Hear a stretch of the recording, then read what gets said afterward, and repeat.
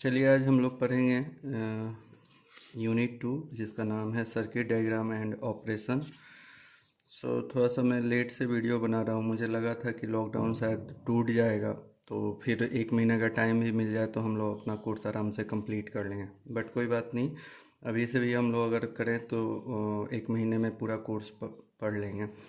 हम लोग second unit start करेंगे। आई थिंक पहला यूनिट हम लोग कंप्लीट कर चुके हैं। सेकेंड यूनिट का पहला टॉपिक है रेक्टिफायर। सबसे पहले ये जानने का कोशिश करते हैं कि रेक्टिफायर होता क्या है। ठीक है। रेक्टिफायर जो है बेसिकली एक सर्किट है which convert the AC input signal, अब ये जो सिग्नल है वोल्टेज और करंट भी हो सकता है, इनटू ए पल्सेटिंग डीसी सिग्नल। मैं फिर से रिपीट करता हूँ, इसको फिर से मैं बता रहा हूँ कि रेक्टिफायर जो है एसी इनपुट सिग्नल को पल्सेटिंग डीसी सिग्नल में कन्वर्ट करने का काम करता है। अब यहाँ पे ये एक चीज़ है कि ये पल्सेटिंग डीसी सिग्नल क्या है। आप लोग जानते हो कि एसी इनपुट सिग्नल क्या होता है। इसको हम ब्लॉक डायग्राम से पहले समझाने का कोशिश करें। मान लो ये कोई रेक्टिफायर सर्किट्स है, उसका ये ब्लॉक डायग्राम मैं बना रहा हूँ। ये रेक्टिफायर सर्किट्स है। अब इस रेक्टिफायर सर्किट में हम लोग इनपुट सिग्नल, ये हमारा कोई इनपुट सिग्नल है जिसका ये वेव फॉर्म है। मान लो ये एसी इनपुट सिग्नल हम लोग ऐसे अप्लाई कर दिए। ठीक है। ये इनपुट सिग्नल वोल्टेज के फॉर्म में हो सकता है या फिर करंट के फॉर्म में हो सकता है। मान लो ये वोल्टेज के फॉर्म में है, भी इन सिग्नल है। इसका टाइम स्केलिंग भी कर लेते हैं। ये 0 हो गया, ये पाई, ये 2 पाई, ये 3 पाई, ऐसे ही ये वेव फॉर्म रिपीट होते रहता है। जब ये एसी इनपुट सिग्नल इस रेक्टिफायर सर्किट से पास करता है तो रेक्टिफायर सर्किट इसको क्या करता है, कन्वर्ट करता है। कन्वर्ट किस चीज़ में करता है, तो ये कन्वर्ट करता है पल्सेटिंग डीसी सिग्नल में।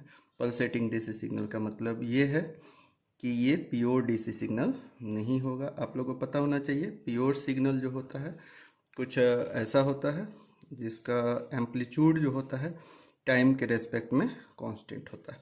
बट यहाँ पे हम लोग क्या देख रहे हैं, इस सिग्नल में कोई भी ये जो सिग्नल है इसका एम्पलीट्यूड यहाँ पे कांस्टेंट नहीं है। ये क्या कर रहा है, टाइम के साथ, ये मान लो टाइम है तो ये टाइम के साथ इसका एम्पलीट्यूड क्या हो रहा है, चेंज हो रहा है। ये प्योर डीसी सिग्नल नहीं है। तो यहाँ पे ये कहना गलत होगा कि रेक्टिफायर जो होता है एसी इनपुट सिग्नल को डीसी सिग्नल में कन्वर्ट करता है। नहीं, आप इसको ऐसे बोलिए कि एसी इनपुट सिग्नल को ये पल्सेटिंग डीसी सिग्नल में कन्वर्ट करता है। अब क्वेश्चन ये है कि क्या ये डीसी सिग्नल है, तो हाँ बिल्कुल ये डीसी सिग्नल है। डीसी सिग्नल इसलिए है क्योंकि ये अपना पोलरिटी और डायरेक्शन चेंज नहीं कर रहा है। आप यहाँ पे देखोगे ये एसी सिग्नल से इसको कंपेयर करो। ये जो एसी सिग्नल है इसमें एक ही साइकिल में, इसका जो साइकिल है ये स्टार्ट हो रहा है 0 से 2 पाई तक, एक साइकिल इसको बोलते हैं। इसमें 2 पोलरिटी वाला सिग्नल है, एक पॉजिटिव हाफ है, एक निगेटिव हाफ है। क्लियर है, एक पॉजिटिव हाफ है, ये निगेटिव हाफ है। या इसको ऐसे भी बोल सकते हो कि ये पॉजिटिव डायरेक्शन में फ्लो कर रहा है, वापस ये पाई के बाद निगेटिव डायरेक्शन में फ्लो कर रहा है। तो एक टाइम इंटरवल के बाद ये क्या हो रहा है, अपना पोलरिटी चेंज कर रहा है। बट अगर इसको इससे कंपेयर करोगे तो इसका भी टाइम स्केलिंग कर लेते हैं। ये 0 हो जाएगा, ये पाई, और ये 2 पाई, ये 3 पाई होगा।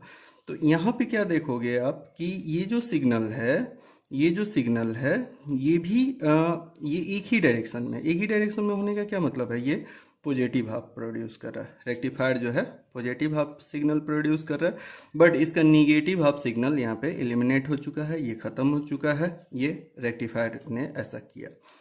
यहाँ पे अगर ये निगेटिव हाफ भी आ जाता तो फिर इसको हम लोग डीसी सिग्नल नहीं बोलते, इसको हम लोग एसी सिग्नल बोलते हैं। क्लियर है। तो यहाँ पे आपका जो निगेटिव वाला पोर्शन था ये गायब हो गया है, यानी कि पाई से 2 पाई तक हम लोग को कोई सिग्नल नहीं मिल रहा है। वापस 2 पाई से 3 पाई तक हम लोग को पॉजिटिव सिग्नल मिल रहा है। ये जो निगेटिव हाफ साइकिल वाला टाइम था ये ख़त्म हो चुका है। और ये सिग्नल प्योर डीसी नहीं है। प्योर डीसी सिग्नल होता तो ऐसा होता, ये टाइम के साथ इसका एम्पलीट्यूड क्या होता, फिक्स होता। ठीक है। रेक्टिफायर में एक चीज़ और मैं बताना चाहूँगा कि इसका इनपुट का जो एम्पलीट्यूड होता है सिग्नल का, मान लो ये कोई एम्पलीट्यूड है, इसका Vm है और ये 10 वोल्ट का है, तो इसका आउटपुट सिग्नल का भी जो एम्पलीट्यूड होगा, इसका जो Vm होगा ये भी हमारा 10 वोल्ट का होगा। Vm आप लोग जानते हो मैक्सिमम वोल्टेज को बोला जाता है। तो कहने का मतलब ये है कि आउटपुट सिग्नल का वेवफॉर्म का या आउटपुट सिग्नल का जो वोल्टेज वैल्यू है उसका जो एम्पलीट्यूड होता है वो इनपुट के बराबर होता है, ये सिग्नल को कम या ज़्यादा करने का काम नहीं करता। सिर्फ यही किया कि सिर्फ पॉजिटिव हाफ को ही पास कर रहा है, नेगेटिव हाफ को ये एलिमिनेट कर दिया। और ये जो यूनी डायरेक्शनल सिग्नल मिल रहा है जो सिर्फ एक ही डायरेक्शन में है, इसलिए इसको हम लोग डीसी सिग्नल बोल रहे हैं। बट ये पल्सेटिंग इसलिए है क्योंकि इसका एम्पलीट्यूड टाइम के साथ वेरी कर रहा है। ठीक है, इस चीज़ को और आगे हम लोग डिटेल्स में पढ़ेंगे। और एक चीज़ और बता दें, ये जो रेक्टिफायर का हमने एग्जाम्पल लिया है ये हाफ वेव रेक्टिफायर का है। आगे क्लासिफिकेशन में हम लोग देखेंगे कि कितने तरह का रेक्टिफायर होता है। ठीक है, तो वहाँ पे ज़्यादा डिटेल्स में पढ़ेंगे। ठीक है, तो एक बार और रिपीट कर लेते हैं। रेक्टिफायर जो है एक सर्किट्स है जो कि एसी इनपुट सिग्नल को डीसी सिग्नल में कन्वर्ट करता है। अब ये जो एसी इनपुट सिग्नल है ये वोल्टेज के फॉर्म में हो सकता है, करेंट के फॉर्म में हो सकता है या पावर के फॉर्म में हो सकता है। तो उस केस में हम लोग बोल सकते हैं कि एसी वोल्टेज को पल्सेटिंग डीसी वोल्टेज में कन्वर्ट कर रहा है। करेंट के केस में अगर बोलें तो बोल सकते हैं कि एसी करेंट को पल्सेटिंग डीसी करंट में कन्वर्ट करने का काम कर रहा है। वैसे ही पावर के केस में भी आप लोग बोल सकते हैं। ठीक है, थोड़ा सा और आगे बढ़ते हैं। ठीक है, जैसे जैसे आगे बढ़ेंगे आपका कॉन्सेप्ट और क्लियर होते जाएगा। अब हम लोग देखेंगे कि ये जो सर्किट्स होता है इसमें कौन सा कंपोनेंट्स इन्वॉल्व होता है। सर्किट्स है तो ऑब्वियसली जाहिर सी बात है कि इलेक्ट्रॉनिक्स कंपोनेंट से बना होगा। तो जो रेक्टिफायर सर्किट होता है इसके कंस्ट्रक्शन के लिए basically PN junction diode use किया जाता है। पीएन जंक्शन डायोड ही मेन रोल प्ले करता है। ठीक है, तो पीएन जंक्शन डायोड को क्यों यूज किया जाता है, क्योंकि ये यूनी डायरेक्शनल होता है। तो हमने इसलिए लिखा है यहाँ पे कि in this circuit A PN junction diode is used for rectification. Rectification के लिए पीएन जंक्शन डायोड को यूज किया जाता है for conversion of, that is for conversion of AC into DC. ठीक है, अब पीएन जंक्शन डायोड को भैया क्यों यूज करते हो आप, तो पीएन जंक्शन को यूज करने के पीछे एक ही कारण है, क्योंकि पीएन जंक्शन जो कंपोनेंट्स होता है या डायोड होता है ये यूनी डायरेक्शनल है। पीएन जंक्शन डायोड जो होता है इज यूनी डायरेक्शनल कंपोनेंट। ठीक है, मैं आप लोगों को पीएन जंक्शन डायोड पढ़ा चुका हूँ। उसमें ये नोट पॉइंट में हमने लिखाया था कि भाई PN junction diode unidirectional क्यों होता है या इसको यूनी डायरेक्शनल क्यों बोलते हैं। चलिए फिर से मैं बता देता हूँ, कुछ लोग भूल गए होंगे कि यूनी डायरेक्शनल कंपोनेंट्स क्या होता है। ठीक है, तो ये डायोड पीएन जंक्शन डायोड का सर्किट सिंबल है। ठीक है, इसको हम लोग एनोड बोलते हैं और इसको कैथोड बोलते हैं। तो ये हमारा पीएन जंक्शन डायोड का सर्किट सिंबल हो गया। अब इसको दो बायस में हम लोग यूज करते हैं, आइदर फॉरवर्ड बायस करते हैं, आप लोग को याद होगा एफबी का मतलब है फॉरवर्ड बायस। तो इसको फॉरवर्ड करने का भी हमने तरीका आप लोगों को पढ़ा रखा है कि ये एनोड और ये कैथोड होता है। जब इसको डीसी वोल्टेज सोर्स से कनेक्ट करते हैं तो डीसी वोल्टेज सोर्स से जब इसको कनेक्ट करोगे तो इसके एनोड को positive terminal of DC voltage से और कैथोड को negative terminal of voltage source से कनेक्ट करते हैं और इसको इस तरीके से फॉरवर्ड करते हैं। और हम लोग ये भी पढ़े हैं कि फॉरवर्ड बायस के केस में एनोड टू कैथोड एक फॉरवर्ड करंट फ्लो करता है जिसका वैल्यू हाई होता है, मिली एम्पियर में होता है। ठीक है, तो ये anode to cathode current flow करता है। ठीक है, उसके बाद हम लोग बात करेंगे रिवर्स बायस का। आरबी का मतलब यहाँ पे रिवर्स बायस है। ये इसका सर्किट सिंबल हो गया, ये एनोड और ये रहा कैथोड। और इसको जब रिवर्स बायस करेंगे तो इसका तरीका मैं कितनी बार आप लोगों को पढ़ा चुका हूँ। एनोड को नेगेटिव टर्मिनल से, कैथोड को पॉजिटिव टर्मिनल से कनेक्ट कर दीजिएगा किसी डीसी वोल्टेज सोर्स से, तो ये रिवर्स बायस होगा। और हम लोग पढ़े हैं कि रिवर्स में कोई करंट फ्लो नहीं करता, एनोड टू कैथोड कोई करंट फ्लो नहीं करता, बट एक करंट फ्लो करता है। ठीक है, जिसको हम लोग लीकेज करंट बोलते हैं, जिसका वैल्यू आई नॉट होता है या आई नॉट से इसको रिप्रेजेंट करते हैं। और ये वैल्यू बहुत ही कम होता है, आइदर ये नैनो एम्पियर में होगा या मिली एम्पियर में होगा, इसको हम लोग नेग्लेक्ट कर देते हैं। और बेसिकली जब रेक्टिफायर आप पढ़िएगा तो हम आपको बताएंगे कि रिवर्स बायस में कोई भी डायोड में करंट फ्लो नहीं करेगा, सिर्फ फॉरवर्ड में ही करंट फ्लो करता है। रिवर्स में जो करंट फ्लो करता है लीकेज करंट होता है, ये कोई मेन करंट नहीं होता, तो इसको हम लोग हमेशा नेग्लेक्ट करके चलेंगे। ठीक है, तो इस तरीके से हम लोग जान गए कि फॉरवर्ड और रिवर्स क्या होता है। और यूनी डायरेक्शनल का मतलब फिर से हम यहाँ पे बता देते हैं, यूनी डायरेक्शनल का मतलब होता है एक ही दिशा में। ठीक है, तो हम लोग डायोड को मानते हैं, पीएन जंक्शन डायोड को, कि एक ही दिशा में इसमें करंट फ्लो होता है। एक दिशा बोलने का मतलब है कि anode to cathode current flow होगा, cathode to anode current flow नहीं होगा। फिर से मैं बोल रहा हूँ कि यूनिडायरेक्शनल होने का मतलब है यहाँ पे जो करेंट है वो एनोड टू कैथोड सिर्फ फ्लो करेगा, cathode to anode current flow नहीं करेगा। ठीक है, चलिए थोड़ा और आगे बढ़ते हैं। अब हम लोग ये देखेंगे, यहाँ पे हमने लिखा है rectifier circuit either design by 1, 2 और 4 diodes, it's depends upon types of rectifier. मतलब कहने का मतलब क्या है कि जो डायोड सर्किट्स होगा उसका डिजाइनिंग में हम लोग या तो एक डायोड यूज करेंगे, फिर 2 डायोड यूज करेंगे, या फिर 4 डायोड यूज करेंगे। ये किस पे डिपेंड करेगा? तो टाइप्स ऑफ रेक्टिफायर में, जो कि आगे हम लोग देखेंगे। बस ऐसे ही हमने यहाँ पे लिख दिया है। अब आते हैं नेक्स्ट टॉपिक पे। सेकेंड टॉपिक होगा, ये अभी तक हम लोग इंट्रोडक्शन पढ़ रहे थे। आपको ये पढ़ने का तरीका मैं थोड़ा सा बता देता हूँ। ऐसे तो ऑनलाइन आप लोग को पढ़ने आता है कि कैसे पढ़ा जाता है। आप ये काम कर सकते हैं, मेरे वीडियो को पॉज करके और ये नोट्स भी आप खुद के कॉपी पे बना सकते हैं, और साथ ही साथ लिखते जाइए ताकि आपको चीज़ें क्लियर होते जाएगी। अगर आपको ऐसे ही वीडियो बस सुन के छोड़ दीजिएगा तो आई थिंक कि उतना इफेक्टिव नहीं होगा। तो आप इसका नोट्स बना सकते हैं, रफ वाले पार्ट को इग्नोर कर दीजिएगा, या फिर मेरा जो बुक है फाउंडेशन पब्लिकेशन का, उससे जाके आप नोट्स अच्छे से लिख सकते हैं। ठीक है, चलिए ठीक है, आते हैं नेक्स्ट टॉपिक पे, टाइप्स ऑफ रेक्टिफायर। तो बेसिकली जो रेक्टिफायर होता है वो 2 टाइप्स का होता है, हाफ वेव रेक्टिफायर होता है और दूसरा होता है फुल वेव रेक्टिफायर। ब्रैकेट में हमने यहाँ पे सिंगल फेज भी लिखा है, दोनों जगह सिंगल फेज लिखा है। इसलिए हमने लिखा है कि रेक्टिफायर का जो क्लासिफिकेशन होता है, तो बेसिकली हम लोग हाफ वेव फुल वेव कर लेते हैं, बट जो फेज सप्लाई होता है उस पर भी ये डिपेंड करता है। आप लोग को थर्ड सेम में मैं पढ़ा चुका हूँ, 2 तरह का सप्लाई होता है, एक को सिंगल फेज बोलते हैं और दूसरा होता है 3 फेज। तो यहाँ पे जो रेक्टिफायर हम लोग को पढ़ना है वो सिंगल फेज का पढ़ना है। ठीक है, उसको इग्नोर करके चलते हैं, आते हैं हम लोग अपने टॉपिक पे। तो पहला टाइप को हमने लिया यहाँ पे हाफ वेव रेक्टिफायर। अब सबसे पहले इसका बेसिक हमने डेफिनेशन लिखा है कि हाफ वेव रेक्टिफायर होता क्या है। तो हमने बताया कि a half wave rectifier is a type of rectifier which allow only half cycle of input AC signal while the another half signal is blocked। मतलब इसका मतलब हिंदी में मैं बता रहा हूँ कि क्या होगा। जो हाफ वेव रेक्टिफायर होगा AC इनपुट सिग्नल के सिर्फ पॉजिटिव हाफ साइकिल को पास करेगा, और जो उसका निगेटिव हाफ साइकिल होगा उसको ये ब्लॉक करेगा। अभी जस्ट यहाँ पे यही चीज़ हमने बताया था, ये जो पॉजिटिव हाफ साइकिल होगा इसको ये पास कर रहा है, मतलब ये वाला सिग्नल आउटपुट में भी मिल रहा है, और जो निगेटिव हाफ साइकिल है इसको ये क्या कर रहा है? ब्लॉक कर रहा है। आप देख सकते हैं यहाँ पे यही चीज़ हमने लिखा है। ये half wave rectifier is a type of rectifier which allow only half cycle of AC input signal, only half cycle of input AC signal, while the another half cycle is block। another half cycle बोलने का मतलब ये है कि negative half cycle। ठीक है, but ये भी बात तो जो है ना डायोड के कनेक्शन पे डिपेंड करता है। आप चाहो कि आउटपुट में सिर्फ निगेटिव हाफ साइकिल लाएं और पॉजिटिव हाफ साइकिल को ब्लॉक करें तो वो भी पॉसिबल है, वो हम अभी बता रहे हैं सर्किट के थ्रू।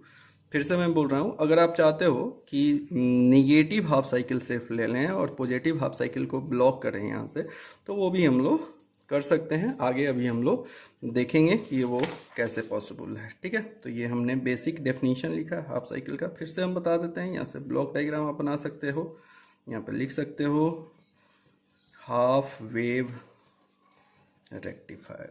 नाम देखो, नाम में क्या है? हाफ वेव, यानी कि आउटपुट में आपको क्या मिलने वाला है? Half wave. इनपुट क्या देने वाले हो? Full wave.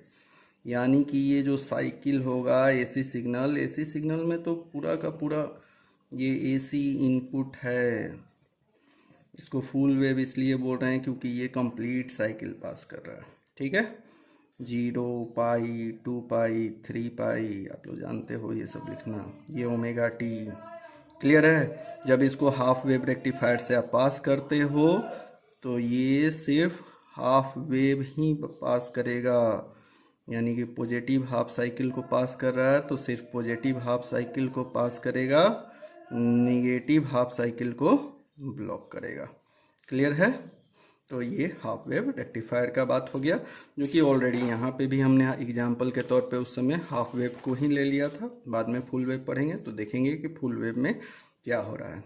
ठीक है, तो ये हाफ वेव रेक्टिफायर हो गया। ये एसी इनपुट के पॉजिटिव हाफ को सिर्फ पास किया, निगेटिव हाफ को ब्लॉक किया। फुल वेव में क्या होगा कि वो पॉजिटिव और निगेटिव दोनों को पास करेगा। आगे देखेंगे कि कैसे पास करता है। ठीक है, चलिए आगे चलते हैं। The half wave rectifier is the simplest form of the rectifier. मतलब जो रेक्टिफायर का जितने भी टाइप्स होते हैं उसका जो सबसे सिंपलेस्ट फॉर्म है वो हाफ वेव रेक्टिफायर ही होता है। इसलिए सिंपलेस्ट बोला जाता है क्योंकि इसका सर्किट भी सबसे छोटा है, ईजी है, ईजिली अवेलेबल कंपोनेंट्स होते हैं। एक डायोड का ज़रूरत होता है, एक लोड आरएल का ज़रूरत होता है और एक एसी वोल्टेज सोर्स का ज़रूरत होता है। वर्किंग भी इसका काफ़ी ईजी होता है, इसलिए हम लोग बोलते हैं कि हाफ वेव रेक्टिफायर जो होता है is the simplest form of rectifier है। ठीक है, नेक्स्ट हमने लिखा है the efficiency of this rectifier is less than full wave rectifier. यहाँ पे इफिशिएंसी का मतलब होता है कन्वर्जन इफिशिएंसी। एक्चुअली हो क्या रहा है यहाँ पे वो देखो आप। बेसिकली ये क्या कर रहा है, एनर्जी के एक फॉर्म को दूसरे फॉर्म में चेंज कर रहा है। ये कोई एनर्जी है जो कि एसी के फॉर्म में है और ये कन्वर्ट कर रहा है किस में, डीसी में। तो एक एनर्जी का जो फॉर्म है one form to another form convert हो रहा। जब भी एनर्जी का कन्वर्जन होता है तो फिर वहाँ पे इफ़िशियंसी की बात की जाती है। बेसिकली इसका नाम होना चाहिए द कन्वर्जन इफ़िशियंसी। आप इसको इंक्लूड कर सकते हो यहाँ पे, the conversion efficiency of this rectifier is less than full wave rectifier और वेरी लेस। मतलब इसका जो कन्वर्जन इफिशिएंसी होता है वो बहुत ही कम होता है। कन्वर्जन इफिशिएंसी बोलने का मतलब क्या है, थोड़ा सा वो मैं आप लोग को समझा देता हूँ अलग से। ठीक है, जैसे मान लो ये एसी इनपुट दिए, ये अपना 100%। ठीक है, अब जब रेक्टिफायर से पास कर रहा है, ठीक है, तो क्या इसने पूरे इस एनर्जी को डीसी में कन्वर्ट किया? क्वेश्चन ये है कि क्या इसने पूरे एसी सिग्नल को कंप्लीटली डीसी सिग्नल में कन्वर्ट किया? क्या 100% एसी सिग्नल 100% डीसी सिग्नल में कन्वर्ट हो रहा है? अब ये चीज़ जब सोचोगे तो तुम्हारे दिमाग में ये क्वेश्चन आएगा कि देखते हैं कि क्या हो रहा है। ठीक है, क्या 100% कन्वर्ट? तो देख के पता चल रहा है कि नहीं भैया ऐसा कुछ हो नहीं रहा है। ठीक है, तो एक सवाल वो भी आएगा कि सर इसका एफिशिएंसी कितना होता है? तो इसका एफिशिएंसी जो है आगे हम कैलकुलेट करके प्रूफ करवा देंगे। इसका एफिशिएंसी जो होता है परसेंटेज में कैलकुलेट किया जाता है। मान लो ये हाफ वेव रेक्टिफायर है, इसका एफिशिएंसी 40% है, ऐसे 40.6% होता है। ठीक है, अभी हम प्रूफ करवाने वाले हैं। तो ये जो 40.6% है कन्वर्जन एफिशिएंसी, इसका मतलब क्या है? इसका मतलब ये है कि ये जो कोई सिग्नल है एसी सिग्नल, ये 100% है, इसका जो 40.6% है वही डीसी में कन्वर्ट हो रहा है। फिर से मैं रिपीट कर रहा हूँ, कोई एसी सिग्नल है 100% है, इसका मात्र 40.6% ही किस में कन्वर्ट हो रहा है, पल्सेटिंग डीसी में कन्वर्ट हो रहा है। आई बात समझ में?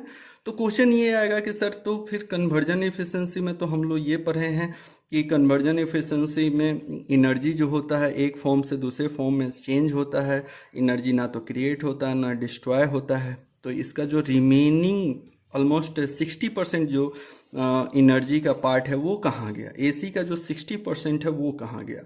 तो ये जो है रेक्टिफायर में हीट में कन्वर्ट हो जाता है। हीट में कन्वर्ट हो जाता है। हीट भी एक एनर्जी का फॉर्म है।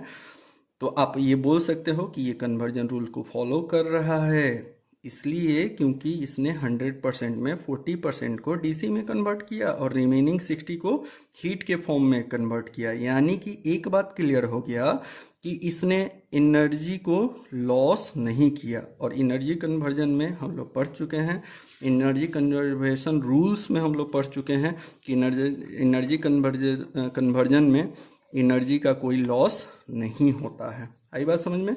तो यहाँ पे जो कन्वर्जन एफिशिएंसी लिखे हैं, हमने तुलना किया है कि फुल वेव रेक्टिफायर से इसका कन्वर्जन एफिशिएंसी कम होता है। अब क्वेश्चन ये है कि कितना होता है, तो आगे हम लोग देखेंगे। हमने यहाँ पे बताया भी कि इसका एफिशिएंसी 40.6% होता है, जो कि फुल वेव रेक्टिफायर का कन्वर्जन एफिशिएंसी ज़्यादा होता है। और जो जितना कन्वर्ट किया उतना किया और बाकी एनर्जी को इसने हीट में कन्वर्ट कर दिया। चलें आगे। Therefore power loss is maximum. अब इसमें क्या हो रहा है, आप 100% इनपुट सिग्नल की बात कर रहे थे, इसमें 40% को कन्वर्ट किया और रिमेनिंग क्या हो गया, पावर आपका लॉस हो गया। इनपुट 100% पावर दे रहे हैं, 40% ही कन्वर्ट हो रहा है, 40.6% ही कन्वर्ट हो रहा है, तो 60% पावर आपका क्या हो रहा है, यहाँ पे लॉस हो रहा है। आया बात समझ में? तो इसमें पावर लॉस ज़्यादा होता है हाफ वेव रेक्टिफायर में। फुल वेव रेक्टिफायर में देखेंगे हम लोग क्या होगा, ठीक है। अब आते हैं इसके सर्किट डायग्राम पे। सर्किट डायग्राम बहुत ही इंपॉर्टेंट है, आपके एग्जाम में जब भी हाफ वेव रेक्टिफायर पूछे तो उसके सर्किट डायग्राम को एक्सप्लेन जरूर कीजिएगा। हाफ वेव रेक्टिफायर जो होता है बेसिकली डिजाइन किया जाता है एक पीएन जंक्शन डायोड को यूज करके, और एक AC input voltage source use करते हैं, और एक लोड यूज करते हैं, ठीक है। इसको हम लोग ऐसे समझते हैं, देखिए ये है पीएन जंक्शन डायोड, आप लोग जानते हो ये एनोड होता है, ये इसका कैथोड टर्मिनल होता है। आई बात समझ में? अब इसके इनपुट साइड में आपको करना क्या है, एसी वोल्टेज सोर्स कनेक्ट करना है, ठीक है। ये एसी वोल्टेज सोर्स है, एसी वोल्टेज सोर्स, ठीक है, जो एसी सिग्नल प्रोड्यूस करके इसको दे देता है। आपके घर में जो सप्लाई आता है वो एसी सिग्नल नहीं होता है, ठीक है। तो वैसा ही कुछ सिग्नल यहाँ पे इनपुट में देना है। बैटरी को नहीं कनेक्ट करोगे क्योंकि दुनिया का जितना भी बैटरी होता है वो सब डीसी सिग्नल होता है, तो डीसी को तो डीसी में कन्वर्ट करना नहीं है, बेसिकली हम लोग को एसी में कन्वर्ट करना है। तो एसी इनपुट देने के लिए एसी वोल्टेज सोर्स को कनेक्ट करेंगे, और इसके कैथोड टर्मिनल से यहाँ पे एक लोड कनेक्ट करेंगे जिसका नाम होगा RL। आई बात समझ में? एक लोड रजिस्टर है, ठीक है। तो ये इसका बेसिक सर्किट्स हो गया, इसको डायोड डी बोलते हैं। बहुत ही सिंपल सर्किट्स है, मात्र 3 कंपोनेंट्स का जरूरत पड़ा, एक एसी वोल्टेज सोर्स का जरूरत पड़ा, एक डायोड का जरूरत पड़ा, और एक लोड RL का जरूरत पड़ा। तो इस तरीके से इसका सर्किट्स हम लोग बना लिए। आई बात समझ में? अच्छा, बहुत सारे बुक्स में या मैंने खुद की बुक में भी ऐसा एक सर्किट डायग्राम बनाया कि डायोड है, फिर यहाँ पे हमने ट्रांसफार्मर लगाया है, फिर यहाँ पे लोड। तो ये दोनों डायग्राम ही सही है, ठीक है। यहाँ पे ट्रांसफार्मर में ऐसा कुछ हमने ट्रांसफार्मर बना रखा है, फिर इसको एसी वोल्टेज सोर्स, ये ट्रांसफार्मर हो गया। कहने का मतलब क्या है कि ये जो एसी वोल्टेज सोर्स है, एसी वोल्टेज सोर्स, इसको हम लोग डायरेक्ट डायोड से कनेक्ट ना करके यहाँ पे हम लोग ट्रांसफार्मर के थ्रू देते हैं, ठीक है। ट्रांसफार्मर दे भी सकते हो, नहीं भी दे सकते हो, आप इसको भी फॉलो कर सकते हो एग्जाम में, ये भी बना सकते हो, ये भी सही है। या फिर ये ट्रांसफार्मर को भी बना सकते हो। ट्रांसफार्मर यहाँ पे बेसिकली स्टेप अप या स्टेप डाउन करने के लिए, एसी वोल्टेज को स्टेप अप या स्टेप डाउन करने के लिए यहाँ पे यूज करते हैं, अदरवाइज यहाँ पे इसका कोई खास काम नहीं है।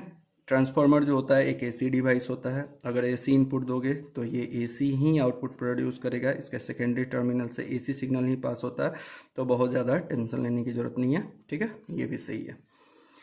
यहाँ पे आउटपुट वोल्टेज जो ऑब्टेन करना है वो लोड के क्रॉस, यहाँ पे V0 लिख देते हैं, जो कि आउटपुट वोल्टेज बाद में हम लोग को मिलने वाला है। ये V0 के RL के क्रॉस मिलेगा, ठीक है। तो ये इसका सर्किट डायग्राम होता है। इसमें बहुत सारे बुक्स में आप पढ़ने के लिए आपको मिलेगा कि जो एसी वोल्टेज सोर्स होता है डायोड से सीरीज में कनेक्टेड होता है, फिर लोड जो होता है वो भी कैथोड से सीरीज में कनेक्टेड होता है। तो ये सारी बातें ठीक हैं, आप उसको फॉलो कर सकते हो। चलो फिर इसके वर्किंग पे आते हैं, ठीक है। वर्किंग का ये मेरा नोट्स है, आप इसको स्क्रीनशॉट भी ले सकते हो या फिर पॉज करके इसको लिख लेना, ठीक है। बहुत ही सिंपल लैंग्वेज में हमने लिखा है, इसको समझाया भी बहुत सिंपल तरीक़ा से है हमने, ठीक है। तो इसको बाद में देखते हैं कि हमने क्या लिखा है। सबसे पहले इसका वर्किंग थोड़ा सा देखते हैं। वर्किंग आप बहुत ही आसानी से समझ सकते हो, ठीक है। तो फिर से हम आप लोगों को डायोड ले लेते हैं, जो इसका सर्किट ले लेते हैं। सर्किट हम लोगों ने कुछ इस तरीके से बनाया था, ये एसी इनपुट वोल्टेज सोर्स था, ये लोड था। अब ये जो एसी वोल्टेज सोर्स है, ये जो एसी वोल्टेज सोर्स होता है, इसका इनपुट सिग्नल का वेव फॉर्म बना लेते हैं। ये इसका इनपुट सिग्नल का वेव फॉर्म है, हो गया। इसको वीन एसी बोल देते हैं, ठीक है। इनपुट वोल्टेज हो गया, ये 0, ये पाई, ये 2 पाई, और ये 3 पाई, और ये हो गया ओमेगा टी, ठीक है। और ये RL है, इसी के क्रॉस हम लोग को आउटपुट V0 मिलने वाला है, ठीक है। ये डायोड डी हो गया। अब ये वर्क कैसे करता है, सबसे पहला क्वेश्चन है कि इसका वर्किंग कैसे है। क्लास में एक बार मैं एक बैच को शायद एक्सप्लेन कर चुका हूँ इसका वर्किंग, चलिए कोई बात नहीं, फिर से मैं बता रहा हूँ, इसको समझने की कोशिश कीजिएगा। ये समझना बहुत ही आसान है, बहुत ज़्यादा टेंशन वाली बात इसमें नहीं है, ठीक है।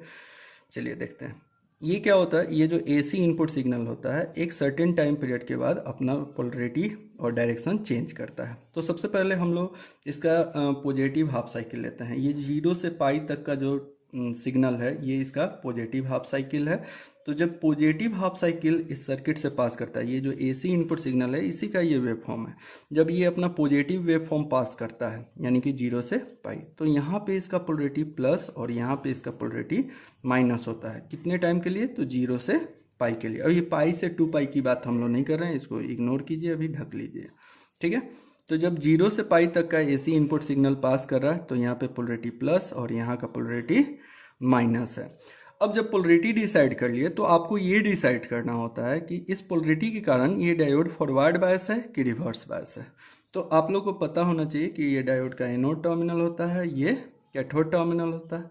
एनोड पे जब पॉजिटिव वोल्टेज अप्लाई किया जाता है, कैथोड पे निगेटिव वोल्टेज अप्लाई किया जाता है, तो ये हो जाएगा फॉरवर्ड बायस, ये फॉरवर्ड बायस होगा। और फॉरवर्ड बायस में ये कंडक्ट करता है। कंडक्ट करने का मतलब है एक करंट पास करेगा जिसका डायरेक्शन होगा एनोड टू कैथोड। तो इस तरीके से यहाँ से एक करंट पास होगा और ये जो करंट है ऐसे जाएगा।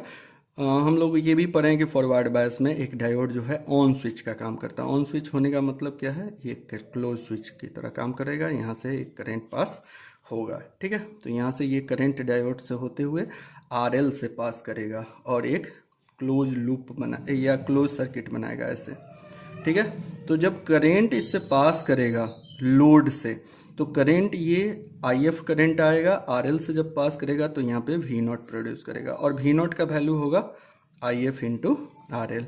और इस V0 का जो वैल्यू होगा या इस V0 का जो मैग्नीट्यूड एम्पलीट्यूड जो भी बोलना है बोल सकते हो, जो एम्पलीट्यूड होगा इस इनपुट सिग्नल के एम्पलीट्यूड के बराबर होगा। यानी कि अगर इसके आउटपुट सिग्नल का V0 का वेवफॉर्म बनाओ, यहाँ पे बना रहा हूँ देखोगे इसको, इस V0 का जो वेवफॉर्म होगा इनपुट के एम्पलीट्यूड के बराबर होगा। कहने का मतलब क्या कि अगर इसका वैल्यू 10 वोल्ट है, कितना वोल्ट, 10 वोल्ट, तो इसका भी वैल्यू क्या होगा, 10 वोल्ट। अब कारण क्या है, तो हम लोग मानते हैं कि डायोड यहाँ पे कोई भी वोल्टेज ड्रॉप नहीं किया। फॉरवर्ड बायस में डायोड का जो इनपुट रेसिस्टेंस या इंटरनल रेसिस्टेंस था वो 0 था। इसके कारण इसका इंटरनल रेसिस्टेंस 0 होने के कारण इसने कोई वोल्टेज ड्रॉप नहीं किया। जब रेसिस्टेंस का वैल्यू 0 होता है, आर का वैल्यू 0 होता है, तो वोल्टेज का भी वैल्यू 0 हो जाता है। तो यहाँ पे इसने कोई करंट वोल्टेज ड्रॉप नहीं किया, तो जितना यहाँ से सप्लाई दी है वो पूरा का पूरा सप्लाई अपेयर हो जाएगा आरएल पे, यानी कि जितना वोल्टेज दिए उतना वोल्टेज यहाँ पे मिल जाएगा पॉजिटिव हाफ साइकिल में। तो इस तरीके से ये पॉजिटिव हाफ साइकिल में आउटपुट प्रोड्यूस कर दिया। उसके बाद अब हम लोग का टाइमिंग है ये देखने का कि पाई से 2 पाई जब सिग्नल फ्लो होगा तो क्या होगा। तो पाई से 2 पाई जब सिग्नल फ्लो होता है, इसके लिए मैं ब्लू पेन यूज कर लेता हूँ। थोड़ा सा मेरे पास अभी स्केच नहीं है, थोड़ा सा देख रहे हैं, व्यवस्था कर लेंगे। तो यहाँ से छोड़िए, हटाइए, इसी से देखिए, ये पाई से 2 पाई का जब सिग्नल फ्लो करता है तो यहाँ पे पोलरिटी इसका जो होगा, पोलरिटी जो होगा, 1 मिनट रुकिए,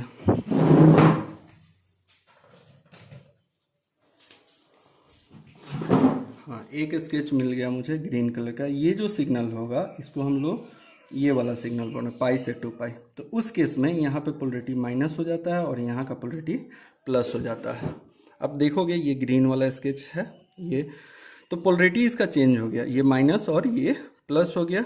एनोड पे निगेटिव और कैथोड पे पॉजिटिव वोल्टेज इस तरीके से अप्लाई होगा निगेटिव हाफ साइकिल में। इस केस में आपका जो डायोड है रिवर्स बायस होगा। इसको हम लोग अलग से बना लेते हैं, ज़्यादा क्लियर रहेगा। ये जो डायोड है यहाँ पे इसको ऐसे बना लिए, ये एसी सिग्नल है, ये लोड हो गया, ठीक है, V0 RL है। और आपने यहाँ पे बात किया कि ये पॉजिटिव हो गया, बट वही हम लोग को पास करना है निगेटिव सिग्नल। तो निगेटिव के केस में यहाँ पे माइनस और यहाँ पे प्लस हो जाएगा, और माइनस प्लस होने के कारण ये एनोड और ये कैथोड ये रिवर्स बायस हो रहा है।